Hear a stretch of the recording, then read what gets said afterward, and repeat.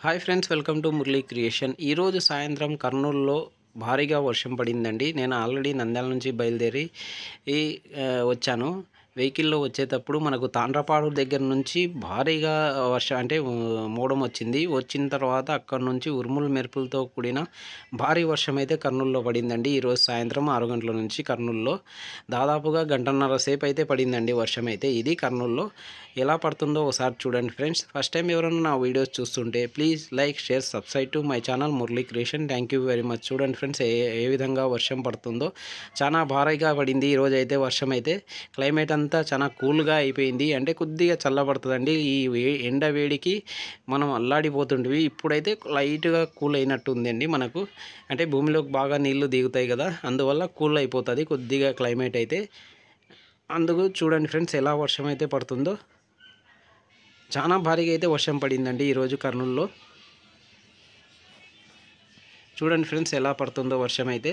నేను ఇది వెహికల్లో నుంచి తీశాను కాబట్టి మీకు చాలా ఫాస్ట్గా కనపడుతుంది. చూడండి ఎలా ఉందో వర్షం అయితే.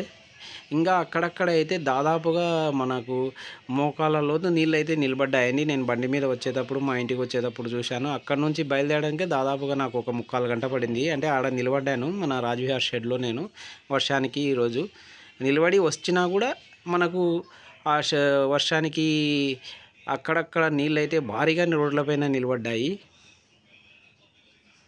ఫస్ట్ టైం ఎవరైనా నా వీడియో చూస్తుంటే please like, share, subscribe to my channel Murali creation. Thank you very much.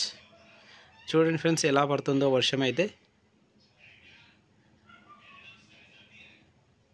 చాలా ఎక్కువగా పడిందండి ఈరోజు అయితే వర్షము.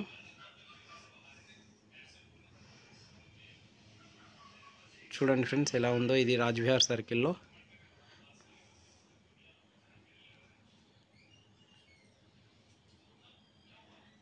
చాలా భారీగా పడింది ఈరోజు వర్షం అయితే.